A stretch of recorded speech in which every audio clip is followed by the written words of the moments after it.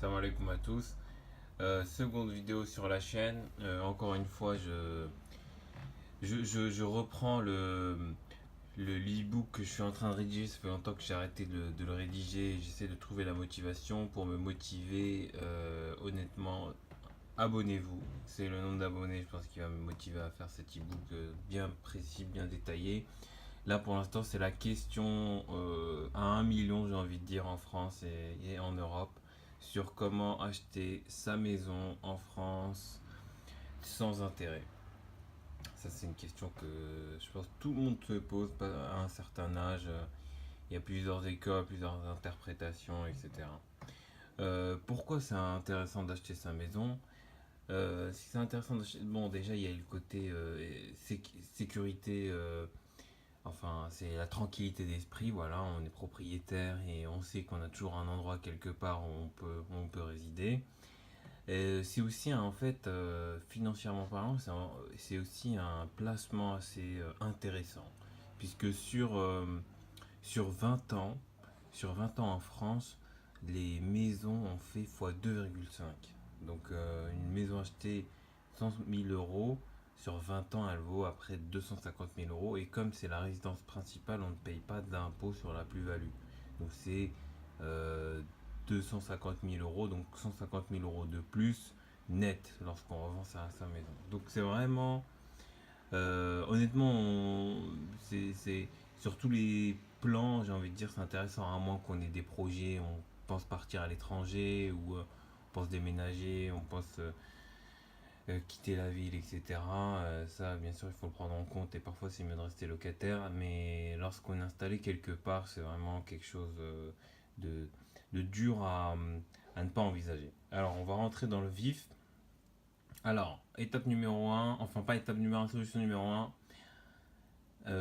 mettre de côté autant que possible, avoir une épargne conséquente. Ça, je développerai dans. Enfin, ça sera quelque chose d'autre, hein. Ce sera pas le même e-book, hein. Ce sera peut-être un autre e-book sur comment finalement se constituer cette épargne et, disposer d'un capital important. Donc, ça, c'est plutôt un côté plus entrepreneuriat, finances personnelles, etc. Ensuite, l'épargne des proches, ça aussi, c'est quelque chose qu'il faut obligatoirement considérer. C'est que même si on a honte de demander, on n'ose pas, etc., on veut pas avoir une dette envers quelqu'un, honnêtement, on n'a pas le choix. On a autour de nous des personnes plus âgées que nous, qui ont donc théoriquement en tout cas plus de patrimoine que nous. Et voilà, s'ils sont à coup sûr, vous aurez quelqu'un de bienveillant à qui vous pouvez au moins demander. À qui vous pouvez au moins demander. Et si, je sais pas, il peut vous prêter 10 000, 20 000, 30 000 euros, c'est déjà ça de ne pas avoir à débourser. Et d'économiser. Par exemple, si quelqu'un vous prête 20 000 euros, 20 000 euros, c'est peut-être quelque chose que vous mettez de côté en, je dis n'importe quoi, en 2 ans. Donc c'est quelqu'un que vous a fait gagner 2 ans. Après, vous devrez bien sûr le rembourser, mais en tout cas, ces 20 000 euros, vous n'aurez pas besoin d'attendre de les accumuler pour pouvoir faire votre achat.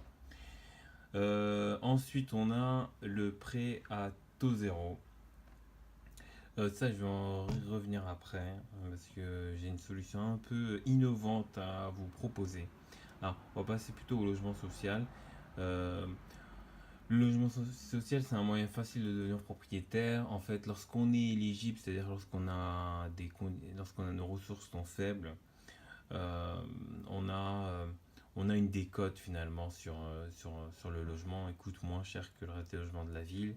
Et en plus, les frais de notaire sont aussi réduits. C'est 2,5 au lieu de 4, 5, 6, 7%. Donc, voilà, c'est que on paye 20% de moins. Donc, c'est plusieurs années de moins à économiser. Euh, Après, il y a des inconvénients. À chaque fois qu'il y a une incitation fiscale, de toute façon, vous allez voir, il y a toujours des contraintes, c'est-à-dire qu'on est moins libre, on est un peu plus bloqué. Là, les contraintes principalement sur ça, c'est que pendant 5 ans, bon, euh, alors si vous le louez, vous pouvez pas le louer, en fait vous le louerez à un loyer de HLM, quoi. Donc si vous achetez un HLM et que par la suite vous voulez le louer, vous le louerez au prix de HLM, au loyer des HLM, quoi. Vous pouvez pas le louer cher. Et ensuite, pour la revente, comme en fait vous l'avez acheté avec une décote et si vous le revendez trop tôt, euh, alors attendez, si oui voilà, si vous le revendez trop tôt, la décote en fait ils peuvent revenir vers vous et reconsidérer la décote qui vous avez donnée. Mais bon ça il faut plus rentrer dans le détail, mais en tout cas c'est quelque chose qu'il faut garder en tête, il faut regarder à chaque fois les différentes contraintes. Ensuite, j'évoque aussi, j'avais évoqué un petit peu dans ce que j'avais écrit les mauvaises solutions. La mauvaise solution, en fait, c'est l'emprunt à la banque, quoi. Et je veux pas rentrer dans le détail de qui a permis quoi, est-ce qu'il y a des gens, parce que voilà, il y a beaucoup de choses, il y a des chouyours qui ont dit des trucs, mais dans quel contexte. Je veux pas rentrer dans ce débat le débat où pour sa résidence principale avec tel taux on peut ce n'est pas interdit, etc. Chacun se fait son avis. Moi je me suis fait mon avis et voilà, il y a notamment un verset dans le Coran qui, je l'ai noté ici, c'est la sourate de Al-Baqarah, c'est les versets 278 et 279 où c'est quelque chose qui, enfin c'est clair quoi, ça refroidit quoi. En gros, dans le verset, on dit attendez-vous à une guerre de la part de Dieu et son envoyé pour ceux qui pratiquent l'intérêt. Donc voilà, mais chacun est responsable de ses actes et de ses décisions. Du coup, moi je ne juge personne, bien sûr, hein, et juste je, je préfère pas débattre là-dessus, voilà, c'est pas mon domaine en gros, j'ai pas les connaissances et les compétences pour le faire. Alors, j'avais parlé d'une solution un petit peu innovante. La solution un peu innovante, c'est quoi? C'est que ça, j'y suis tombé dessus récemment, pas trop, il y a pas trop longtemps. C'est, vous savez, le schéma classique, ça serait, voilà, on met de l'argent de côté. Par exemple, je donne un exemple, on veut s'acheter quelque chose à 180 000 euros, on met de l'argent de côté, nos proches nous prêtent, etc. etc. Ça peut, pendant 10 ans, on peut mettre de côté ou plus, ou je ne sais quoi, pour l'acheter. Mais sinon, il y a aussi un autre cas, si on a une épargne et que on achète un appartement en VFA, c'est-à-dire sur plan. Donc sur plan, c'est qu'ils vont mettre 2 ou 3 ans pour construire cet appartement. Et en fait, comme on ne paye pas les 180 000 euros d'un coup, on va plutôt les payer sur un échéancier. Donc pendant les 3 ans de construction, je sais pas, par exemple, tous les 3 mois, ils vont demander 5%, puis 10% de la somme, etc. Et en fait, il y a un calendrier en fonction de la construction où ils demandent les fonds. En fait, c'est comme si c'était finalement un, un emprunt inversé. C'est-à-dire que euh, j'ai pas besoin des 180 000 euros tout de suite, et j'en aurais besoin que dans 3 ans. Et donc c'est comme si il me prêtait à l'envers. Donc au fur et à mesure, je donne ces 180 000 euros là. Donc il y a cette étape là qui va jouer. Donc déjà, j'ai pas à sortir 180 000 euros d'un coup, mais je dois les sortir sur X années. Par exemple, ça c'est un premier acte qui va beaucoup vous faciliter les choses. Et ensuite à ça, à quoi on ajoute? On ajoute un PTZ. Donc je prends un exemple. Après, il y a un inconvénient. Je vais pas vous le cacher, l'inconvénient, c'est c'est que, bon, je vais rentrer dans le détail un peu rapidement. En prenant un PTZ, par exemple, dans le cadre de 180 000 euros, on va dire qu'on peut prendre 60 000 euros de PTZ. D'accord?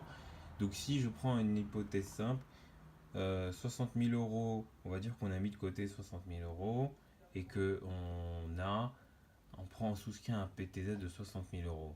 Il faut savoir que dans la loi, on ne peut pas prendre un PTZ seul. On est obligé de le prendre avec un emprunt bancaire. Et donc cet emprunt bancaire, il ne peut pas être moins que le PTZ. Donc si j'ai 60 000 euros de PTZ, j'ai au moins 60 000 euros d'emprunt bancaire. Donc dans ce cas, qu'est-ce qu'on fait? Ce qui est possible de faire, c'est que on prend le PTZ à 60 000 euros, on prend l'emprunt bancaire à 60 000 euros en leur disant que on va faire, on négocie pour ne pas payer des intérêts pendant qu'on est qui est la construction. Donc, ce qui va se passer, c'est que au début, sur les 60 premiers 1000 euros durant les 3 ans là, où ils vont appeler l'argent, sur les 60 premiers 1000 euros, ils vont prendre de votre argent, de votre apport. Ensuite, ils vont commencer à prendre du PTZ. D'accord. Ils vont commencer à prendre jusqu'à que tous les 60 000 euros du PTZ ont été pris. Et ensuite, ils vont passer sur l'emprunt bancaire. Du coup, ils vont prendre. Et à la fin, au bout des 3 ans, ils auront tout pris. Donc, votre apport, les 60 000 euros de PTZ et les 60 000 euros d'emprunt bancaire. Et en fait, ce qu'on peut faire, c'est qu'au moment où on a l'appartement, comme on a eu 3 ans où on a pu mettre de côté, d'accord, parce qu'on a sorti les 60 000 euros, ensuite c'était le PTZ et la banque qui a pris le relais. On a eu 3 ans, donc par exemple, à la fin des 3 ans, ce qu'on peut faire, c'est l'argent économisé plus l'argent peut-être de proches ou autres qui vous permet de rembourser les 60 000 euros de la banque. Et donc, ce qui fait qu'à la fin, vous avez remboursé les 60 000 euros de la banque, donc vous ne payez pas d'intérêt, mais il vous reste le PTZ de 60 000 euros que vous avez remboursé, mais il n'y a pas de taux dessus. Et puis voilà. Du coup, ça c'est une solution que j'ai beaucoup cherché sur Internet. Et je ne suis pas rentré dans le détail parce qu'il y a plusieurs choses à faire, hein, parce que faut faire attention, parce que la banque peut requalifier ça et dire non, mais en fait, vous avez fait ça exprès, et du coup, ils vont considérer le fait que vous deviez rembourser aussi le PTZ en même temps. En fait, ça dépend. Il y a beaucoup de détails là-dedans que je rentre pas ici parce que c'est juste pour donner une idée, hein. Donc voilà, dites-moi ce que vous en pensez. En gros, je vais résumer très succinctement. Donc, acheter une maison, beaucoup y vont à l'intérêt et c'est normal. Il y a aussi un intérêt financier, c'est un très bon placement en vrai. Et en plus, l'économie de loyer qu'on fait, donc c'est du net de chez net, hein. C'est-à-dire que si j'achète un appartement et je le loue, et si, par exemple les 500 euros par mois vont être taxés, et à la fin je vais peut-être qu'avoir que 250 euros en net de net pour moi, pour ma poche. Alors que j'achète un appartement et avant je payais 500 euros par mois de loyer et j'y vis, c'est 500 euros d'économiser net. Et là, il n'y a pas d'impôt dessus. C'est vraiment économiser directement. Plus, comme je vous ai dit, sur 20 ans, ça a fait 2 fois 2,5. Ça abat tous les records en termes de placement. Et voilà, c'est quelque chose de sûr, c'est quelque chose qui rassure, etc. Donc, première stratégie, maximiser l'apport. Ça, c'est dans toutes les situations, dans tous les cas. Ça va vous aider dans tout. Donc, ça, je ne le détaille pas ici, mais je peux en parler dans un autre cadre pour tout ce qui est, c'est plutôt la partie entrepreneuriat, la partie carrière professionnelle, la partie finance, la partie placement, etc. 2, l'épargne des proches, donc se constituer un réseau, des personnes bienveillantes autour de soi. Euh, 3, logement social. Donc logement social, on l'achète moins cher. Déjà, on va l'acheter moins cher à cause de la décote. Et en plus, souvent, les logements sociaux, c'est dans des quartiers qui sont pas très, comment dire, pas très, pas très huppés. Et du coup, déjà, c'est moins cher. Donc, c'est quelque chose qui rend les choses un peu... C'est une solution qui rend les acquisitions plus abordables. Et puis, troisième solution, du coup, celle que j'ai un peu créée, c'est ma solution, entre guillemets. C'est une acquisition d'un VFA, donc sur plan, avec un PTZ et un emprunt bancaire qu'on rembourse juste après la réception de l'appartement. Voilà, n'hésitez pas à me dire ce que vous en pensez dans le commentaire. Mettez un commentaire, mettez un like, et surtout abonnez-vous. Plus j'aurai d'abonnés, plus je me motiverai à partager mes trouvailles, mes recherches, etc. N'hésitez pas. Merci beaucoup. Salam alaikum.